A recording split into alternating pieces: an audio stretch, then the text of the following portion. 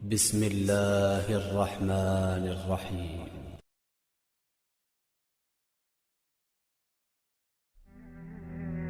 ہو تعلق تو روح سے ہو، دل تو اکثر بھر جاتے ہیں۔ پرندہ جب اڑنے کی ٹھان لے تو ہوا کو راستہ دینا ہی پڑتا ہے۔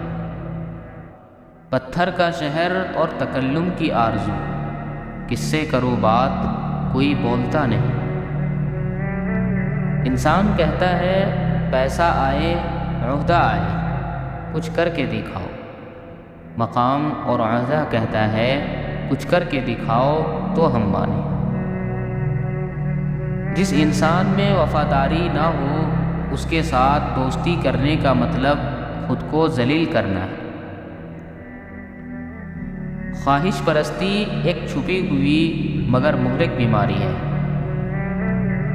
سوالی کو خالی ہاتھ نہ لوٹاؤ، یہ اللہ کا آپ پر کرم ہے کہ اپنے مخلوق کو آپ کے دروازے پر بھیجتا ہے۔ اگر تو گناہ پر آمادہ ہے تو کوئی ایسا مقام تلاش کر جہاں اللہ نہ ہو۔ گناہ کسی نہ کسی صورت دل کو بے قرار رکھتا ہے۔ امام غزالی رحمۃ اللہ علیہ فرماتے ہیں، جتنے سجدے جوانی میں کر سکتے ہو کر لو، کیونکہ میں نے بڑھاپے میں اکثر لوگوں کو بنا سجدے کے نماز پڑھتے دیکھا ہے۔ کسی کو توڑ کر تو دیکھو، خود ریزہ ریزہ نہ کر دیے گئے تو کہنا۔ نماز ہر دکھ تکلیف کو ختم کر دیتی۔ وضو کرو تو جوان کی طرح، نماز پڑھو تو بوڑھوں کی طرح راحت و سکون کے ساتھ، اور دعا کرو تو بچوں کی طرح رو رو کر۔ ابن قیم رحمۃ اللہ علیہ فرماتے ہیں، جس شخص نے علم اور علماء سے محبت کی، یقیناً اس نے اس چیز سے محبت کی جس سے اللہ محبت کرتا ہے۔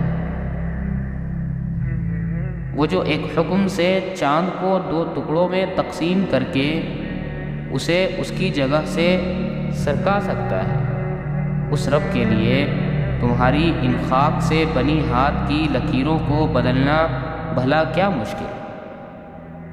جس کے ایک اشارے پہ مچھلی اس کے بندے کو زندہ ساحل پر اگل دے، وہ کیسے پھر تمہیں اس اذیت کے سمندر میں ڈوبنے دے سکتا ہے؟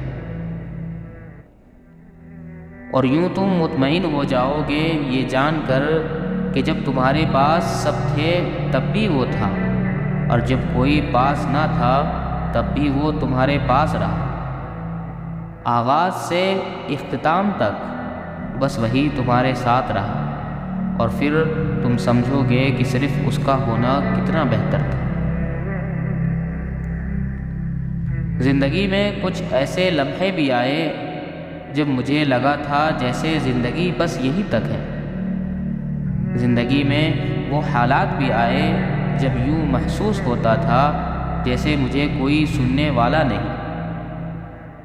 بہت سے ایسے راستوں پر بھی میں تنہا چلا جہاں مجھے لگا تھا میرا ہاتھ تھامنے میرے اپنے آئیں گے، مگر کوئی آیا ہی نہیں۔ بہت کچھ ایسا بھی کھویا جس کا کوئی نعم البدل نہیں، مگر ان سب راستوں میں جو ساتھ چلا وہ صرف اللہ تھا۔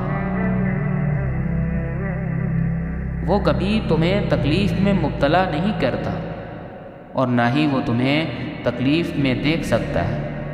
اس لیے جب تمہیں کوئی چیز ستانے لگتی ہے تو وہ اس کو تم سے دور کر دیتا ہے۔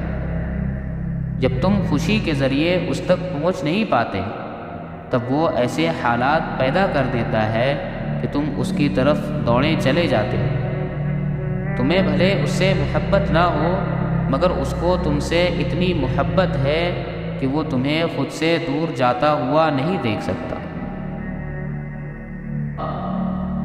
اگر اللہ کچھ محرومیوں کا ہماری ذات کا حصہ بناتا ہے تو بہت سی رحمتوں سے بھی ہمیں نوازتا ہے۔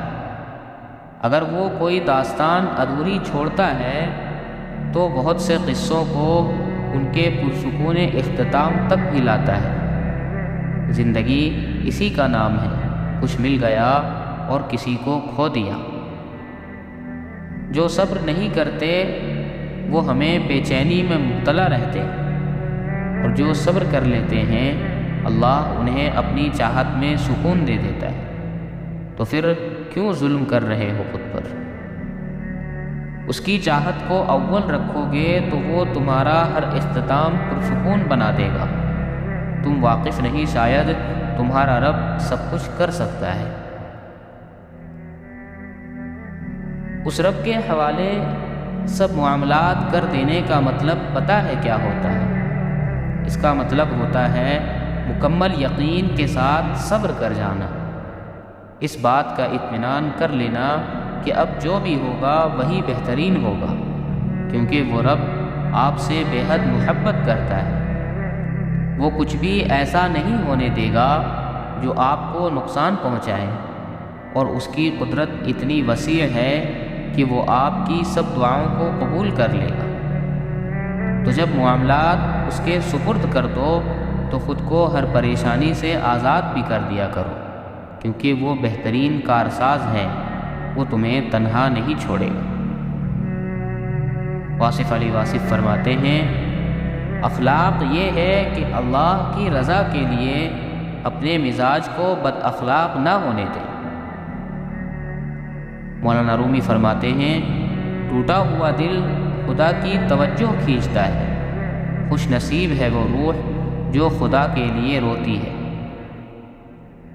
مولانا رومی فرماتے ہیں کسی بھی چیز سے پریشان ہونے کی ضرورت نہیں، اے میرے دل، نہ تو یہ درد ہمیشہ رہنے والا ہے اور نہ ہی یہ زندگی۔ واصف علی واصف فرماتے ہیں کسی کو دوست کہہ لینے کے بعد اسے کسی آزمائش سے گزارنا بددیانتی ہے۔ دوست کے ساتھ صرف ایک سلوک روا ہے اور وہ وفا ہے۔ وفا کرنے والے کسی کی بے وفائی کا گلہ نہیں کرتے۔ اپنی وفا کا تذکرہ بھی وفا کے باب میں ابتدائے جفا ہے۔